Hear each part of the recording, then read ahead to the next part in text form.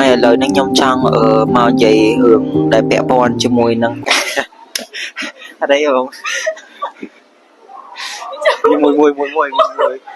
muốn trẻ cho sao chứ ở đây mình là gì cho một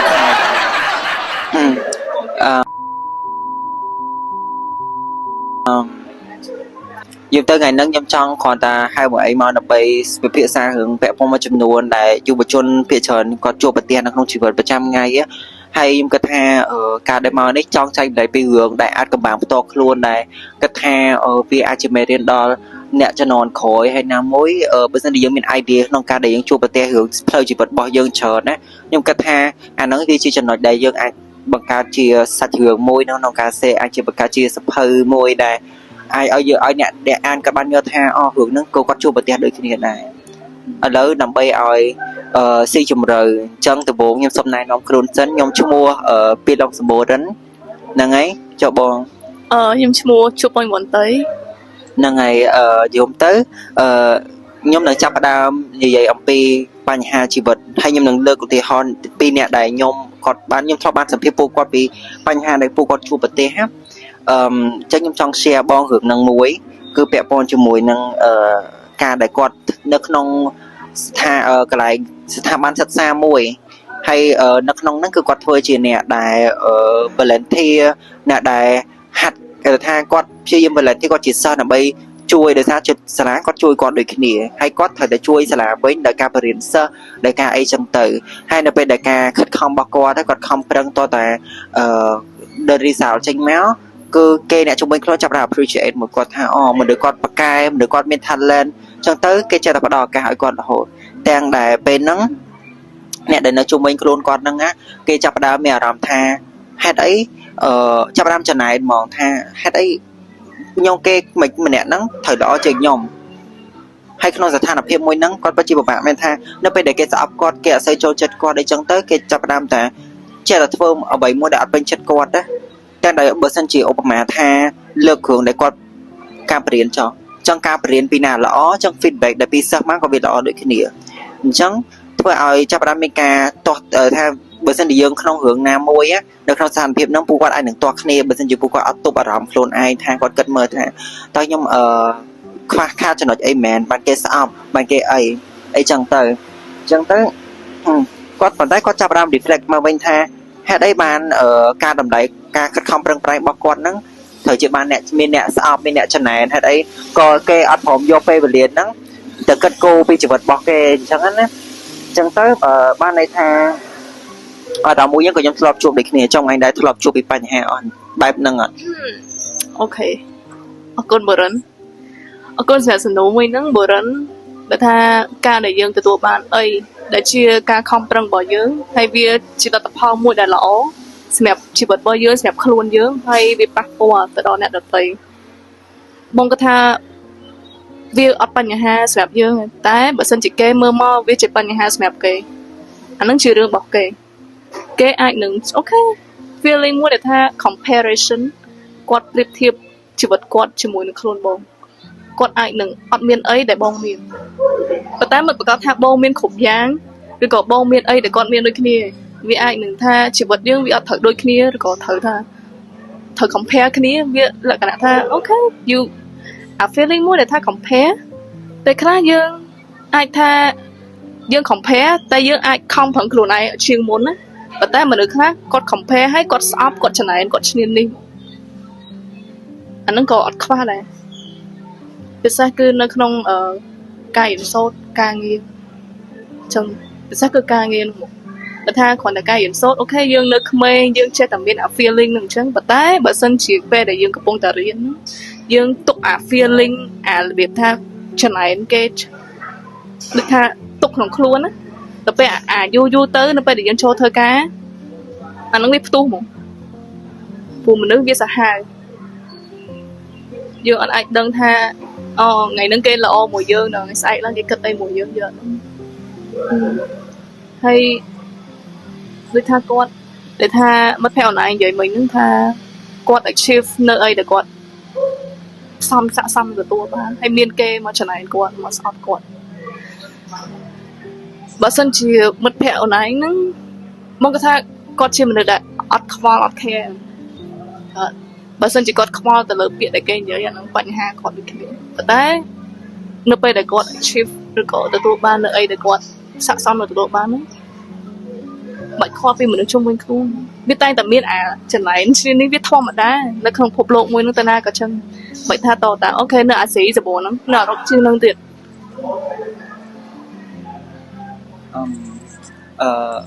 យាបងអរគុណថ្ងៃមែនតើសម្រាប់ពីរឿងហ្នឹងហើយមុននឹងខ្ញុំគិតពីបញ្ហាខ្ញុំសួរគាត់ថាតើបញ្ហារបស់គាត់នឹងប្រឈមគឺអីគេគឺការដែលនៅក្នុងស្ថានភាពមួយដែលគេឲ្យតម្លៃអ្វីដែលគាត់ខំប្រឹងគឺគេគាត់មើលអត់ឃើញហើយគេចាប់តាមចំណែនអីចឹងទៅកាច់ឋានឋានៈស្មើគ្នាប៉ុន្តែខ្ញុំសួរថាតើយើងបានខ្ញុំសួរគាត់ថាតើបានរៀនអីពីរឿងអស់ហ្នឹងវិញគឺសួរខ្លួនឯងរហូតអញ្ចឹងអ្វីដែលខ្ញុំឆ្លើយដែលខ្ញុំអាចទទួលបានពីគាត់គឺបានន័យថាគឺគាត់ទទួលបានមេរៀនថាមកពីមនុស្សដែលកំពុងតែព្យាយាមcompare ជាមួយនឹងគាត់ប៉ុន្តែគាត់បានដឹងថា background ដែលពួកម៉ាក់ខ្ញុំហ្នឹងគាត់ខិតខំគេខ្លះហេគាត់ត្រូវឆ្លងកាត់រឿងអីគេខ្លះពេលខ្លះសូម្បីតែខ្ញុំផ្ទាល់ពេលខ្លះយើងចាប់ផ្ដើមគិតថាខ្លួនឯង compare ជាមួយនឹងគេហេតុអីគេល្អជាងខ្ញុំប៉ុន្តែពេលខ្លះខ្ញុំមិនដឹងថាគេ compare ជាមួយនឹងខ្ញុំហេតុអីខ្ញុំល្អជាងគេទេគឺខ្ញុំមានអារម្មណ៍ហ្នឹងផ្លាស់ប្ដូរទៅវិញទៅមកប៉ុន្តែក៏ខ្ញុំពេលស្ដាប់ពីរឿងហ្នឹងហើយខ្ញុំសួរគាត់ថាហើយដែលអ្វីដែលគាត់ទទួលបានពីការសិក្សាលើរឿងហ្នឹងណាទី1គឺគាត់ត្រូវសួរខ្លួនឯងត្រូវសួរថាចេះតើអ្នកដែលគាត់មកដែលព្យាយាម compare ខ្លួនគាត់ជាមួយនឹងពួកម៉ាក់ខ្ញុំហ្នឹងណាតើគាត់បានខិតខំប្រឹងប្រែងហើយឬនៅដោយសារក្នុងគាត់ត្រូវតែនៅពេលដែលគាត់ចំណែនគេគាត់ដឹងថាហេតុអីនៅក្នុងរឿងដែលគាត់បានមកដល់បច្ចុប្បន្ននេះតើគាត់ត្រូវឆ្លងកាត់អីគេខ្លះត្រូវជួបបញ្ហាអីគេខ្លះគាត់ត្រូវលំបាកបែបម៉េចខ្លះហេតុអីយើងមិនយកមេរៀនអស់ហ្នឹងដើម្បីរៀនហើយធ្វើឲ្យខ្លួនឯងល្អប្រសើរជាងមុនជាងការដែលយកខ្លួនឯងទៅ compare ជាមួយនឹងគេចាប់តាមជន់គេធ្វើបាបគេពីព្រោះអីអាចនិយាយបានថាគាត់អត់ស្គាល់ពីតម្លៃនៃខ្លួនឯងវាអញ្ចឹងណា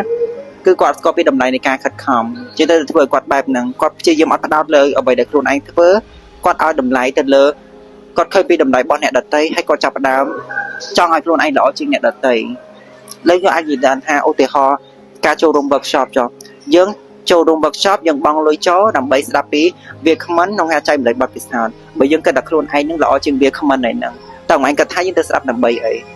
ប៉ុន្តែអ្វីដែលយើងដឹងមកថាមុំគាត់បានជាខិតជាវាគ្មិនហើយគេអញ្ជើញគាត់យកមកក្នុងថ្ងៃហ្នឹងដើម្បីចែកម្លែកយកគាត់ឆ្លងកាត់រឿងច្រើនមែនតើបទពិសោធន៍គាត់ជួបក៏មានច្រើនជាងយើងដែរចាំមកឲ្យគាត់នឹងអាចចែកម្លែកគ្រឿងណាដែលយើង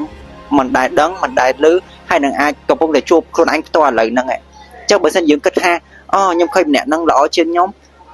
អត់ចង់ឲ្យម្នាក់ហ្នឹងល្អជាងខ្ញុំទេអញ្ចឹងបានន័យថាយើងអត់បានយកពីការរៀនសូត្ររបស់ពីការខិតខំប្រឹងប្រែងអូខេយើងមិនដឹងមិនទៅសួរថាបងមួយថ្ងៃឆ្លងកាត់រឿងគេខ្លះមកមួយថ្ងៃបានហ្នឹងមួយថ្ងៃមកជួបរឿងគេខ្លះការខិតខំប្រឹងប្រែងអីគេខ្លះខ្ញុំចង់រៀនសូត្រពីបងឯងហើយយើងចាប់ផ្ដើមបែបហ្នឹងប៉ុន្តែដោយសារអីបច្ចុប្បន្នកាលហ្នឹងគឺដោយសារតែមនុស្សជុំវិញខ្លួនចាប់ផ្ដើមគិតថា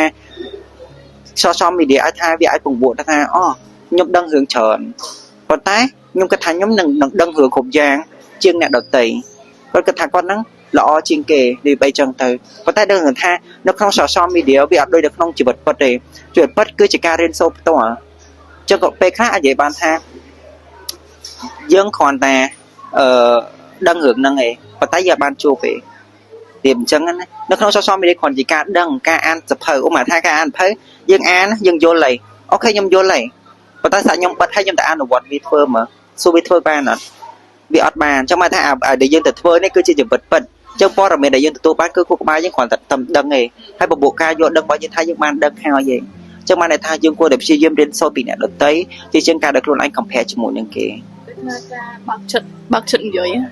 បើកចិត្តក្នុងការទទួលយកចំណេះដឹងថ្មីពេលខ្លះមនុស្សខ្លះចេះទៀតនៅពេលដែលគាត់អូខេគាត់ថា different field មនុស្សពីរនាក់ក្នុង different field គាត់គិតថាខ្លួនឯងចេះអាហ្នឹងហើយតែមិនប្រកាសថាគាត់ចេះអាមួយទៀតទេគាត់អញ្ចឹងគាត់គិតថាខ្លួនឯងចេះអញ្ចឹងគាត់មានអារម្មណ៍ថាគាត់ចាំបាច់អីត្រូវបើកចិត្តទៅរៀនអាហ្នឹងធ្វើអីទៀតព្រោះគាត់ចេះហើយហ្នឹងវាថាអញ្ចឹងដល់ពេលអញ្ចឹងហើយទៅអ្នកនៅជុំវិញខ្លួនគាត់មានអារម្មណ៍មិនមានលក្ខណៈថាមើលមកគាត់ដូចថាមនុស្សដែលថាចេះហើយតែដូចថាអត់គិតថាខ្លួនឯងចេះជាងគេមានតែខ្លួនឯងមនុស្សចឹងជួបច្រើនហ្មង ឥឡូវហ្នឹងគឺបងកំពុងតែជួបដូចគ្នាមិនថានិយាយដើមគាត់ឬមកក៏អីបើសិនគាត់ស្ដាប់លឺអូខេអាហ្នឹងគាត់តែសប្បាយចិត្តហើយបើសិនជាគាត់ព្រមបើកចិត្តក្នុងការឲ្យបងនិយាយពាក្យហ្នឹងទៅកាន់គាត់អាហ្នឹងក៏បងគាត់តែសប្បាយចិត្តដែរប៉ុន្តែសួរថាគាត់អាចទទួលយកពាក្យហ្នឹងបានអត់គាត់អាចបងឯងបើកចិត្តស្ដាប់នៅពេលដែលខ្ញុំនិយាយបានអត់បើសិនជាយើងអត់និយាយថាយើងសួរគាត់សិនថាគាត់ចង់ស្ដាប់យើងនិយាយអត់អញ្ចឹងបើគាត់ថាពាក្យថាអត់ថាខ្ញុំមកស្ដាប់អ្នកឯងនិយាយអញ្ចឹងបានន័យថាយើងបាច់ចូលប្រធានបទបន្ទាប់ពីព្រោះគាត់អត់បានដាក់ចិត្តស្ដាប់យើងតាំងពីដំបូងទោះយើងខំនិយាយវិញហ្នឹងទេក៏អត់មានបានផលទេយេ